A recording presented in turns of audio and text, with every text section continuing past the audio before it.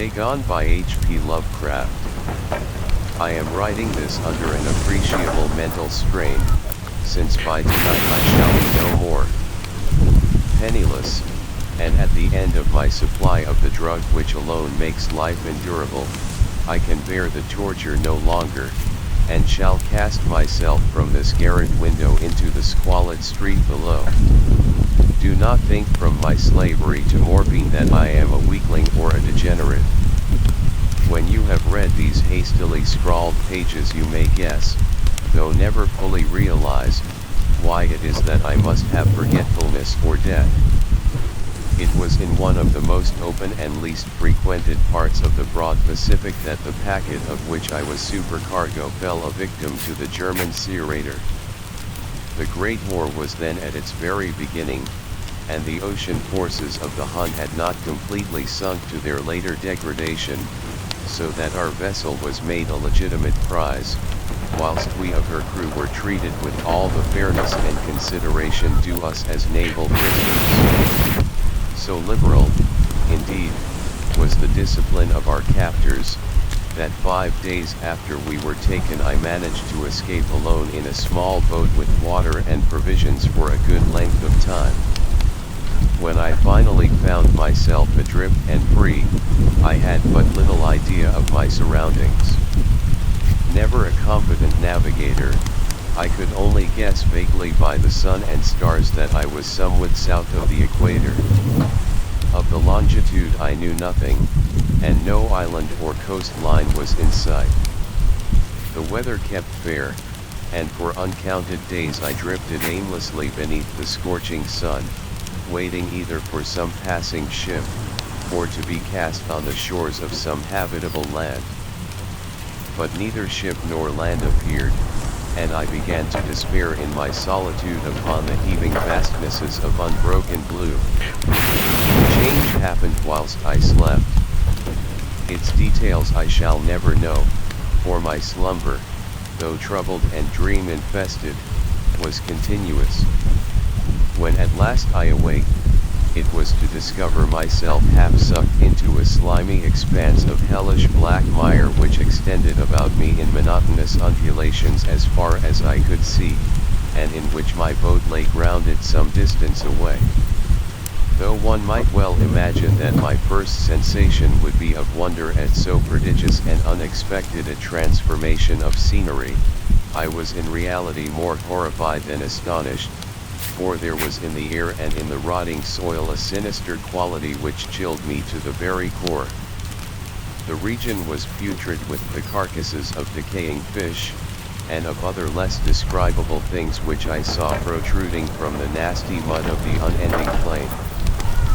Perhaps I should not hope to convey in mere words the unutterable hideousness that can dwell in absolute silence and barren immensity.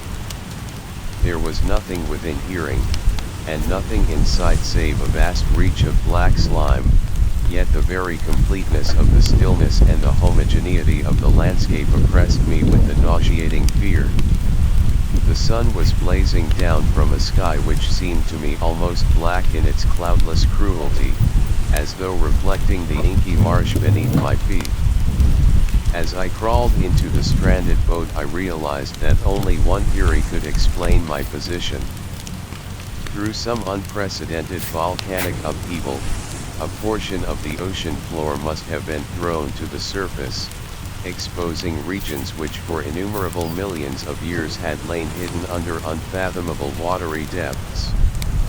So great was the extent of the new land which had risen beneath me, that I could not detect the faintest noise of the surging ocean, strain my ears as I might. Nor were there any seafowl to prey upon the dead things. For several hours I sat thinking or brooding in the boat, which lay upon its side and afforded a slight shade as the sun moved across the heavens. As the day progressed, the ground lost some of its stickiness, and seemed likely to dry sufficiently for traveling purposes in a short time. That night I slept but little, and the next day I made for myself a pack containing food and water, preparatory to an overland journey in search of the vanished sea and possible rescue. On the third morning I found the soil dry enough to walk upon with ease. The odor of the fish was maddening, but I was too much concerned with graver things to mind so slight an evil, and set out boldly for an unknown goal. All day I forged steadily westward, guided by a faraway hummock which rose higher than any other elevation on the rolling desert. That night I encamped, and on the following day still traveled toward the hummock, though that object seemed scarcely nearer than when I had first espied it. By the fourth evening I attained the base of the mount, which turned out to be much higher than it had appeared from a distance, an intervening valley setting it out in sharper relief from the general surface. Too weary to ascend, I slept in the shadow of the hill. I know not why my dreams were so wild that night, but ere the waning and fantastically gibbous moon had risen far above the eastern plain, I was awake in a cold perspiration, determined to sleep no more. Such visions as I had experienced were too much for me to endure again. And in the glow of the moon I saw how unwise I had been to travel by day. Without the glare of the parching sun, my journey would have cost me less energy. Indeed, I now felt quite able to perform the ascent which had deterred me at sunset. Picking up my pack, I started for the crest of the eminence. I have said that the unbroken monotony of the rolling plain was a source of vague horror to me, but I think my horror was greater when I gained the summit of the mount and looked down the other side into an immeasurable pit or canyon, whose black recesses the moon had not yet soared high enough to illumine.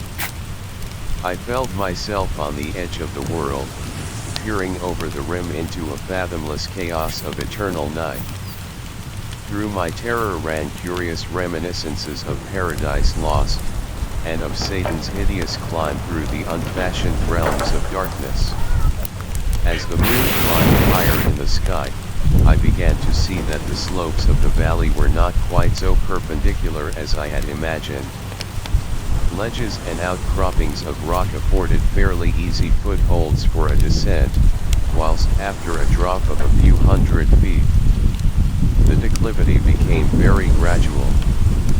Urged on by an impulse which I cannot definitely analyze, I scrambled with difficulty down the rocks and stood on the gentler slope beneath, gazing into the Stygian deeps where no light had yet penetrated.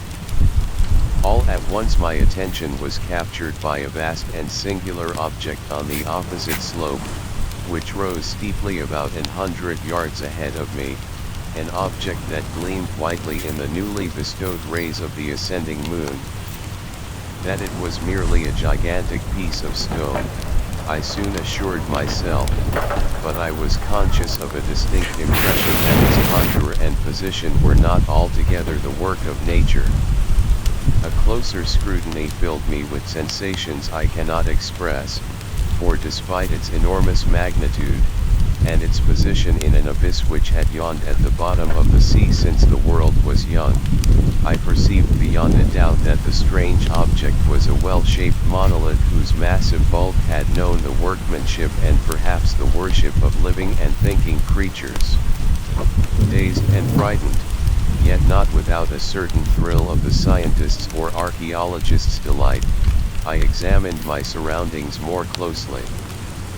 The moon, now near the zenith, shone weirdly and vividly above the towering steeps that hemmed in the chasm, and revealed the fact that a far-flung body of water flowed at the bottom, winding out of sight in both directions, and almost lapping my feet as I stood on the slope.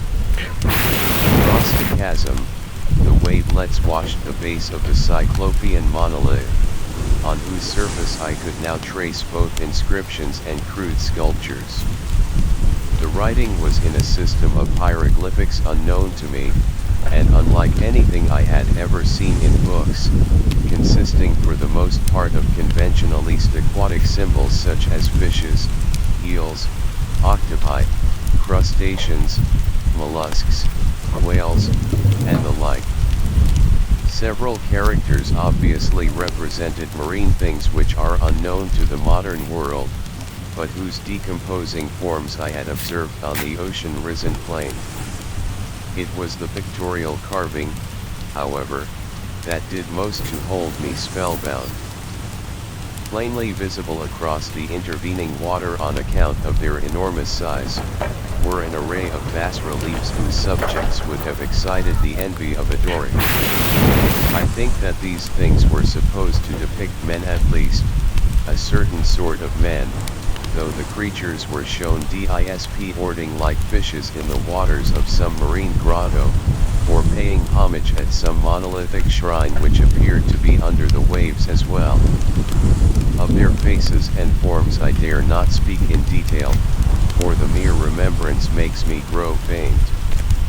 Grotesque beyond the imagination of a Poe or a Bulwer, they were damnably human in general outline despite webbed hands and feet, shockingly white and flabby lips, glassy, bulging eyes, and other features less pleasant to recall.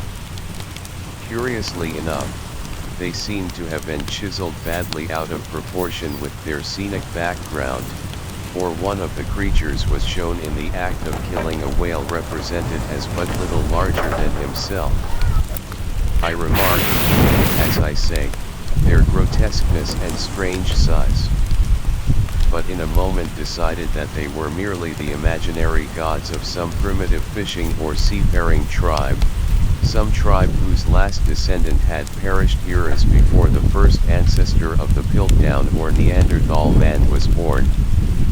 Awestruck at this unexpected glimpse into a past beyond the conception of the most daring anthropologist, I stood musing whilst the moon cast queer reflections on the silent channel before me. Then suddenly I saw it. With only a slight churning to mark its rise to the surface, the thing slid into view above the dark waters.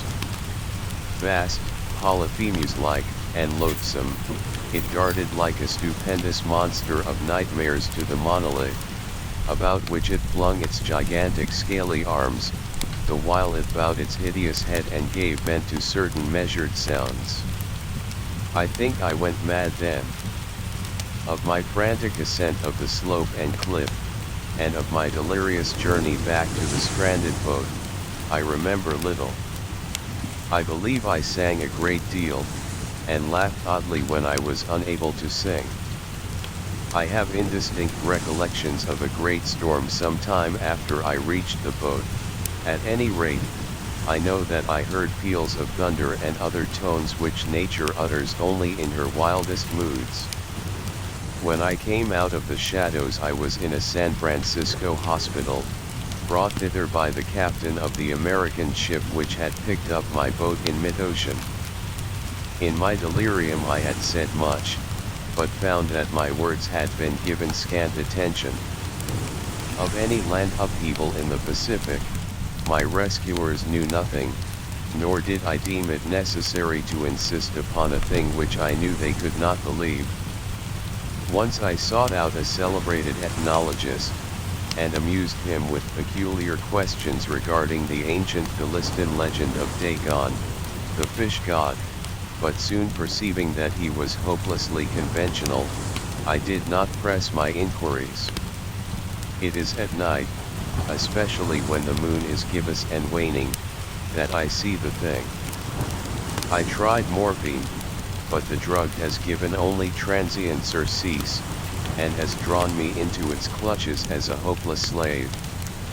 So now I am to end it all, having written a full account for the information or the contemptuous amusement of my fellow men. Often I ask myself if it could not all have been a pure phantasm, a mere freak of fever as I lay sun-stricken and raving in the open boat after my escape from the German man of war. This I ask myself, but ever does there come before me a hideously vivid vision in reply. I cannot think of the deep sea without shuddering at the nameless things that may at this very moment be crawling and floundering on its slimy bed, worshipping their ancient stone idols and carving their own detestable likenesses on submarine obelisks of water-soaked granite. I dream of a day when they may rise above the billows to drag down in their reeking talons the remnants of puny, war-exhausted mankind, of a day when the land shall sink, and the dark ocean floor shall ascend amidst universal pandemonium. The end is near. I hear a noise at the door, as of some immense slippery body lumbering against it. It shall not find me. God, that hand. The window. The window.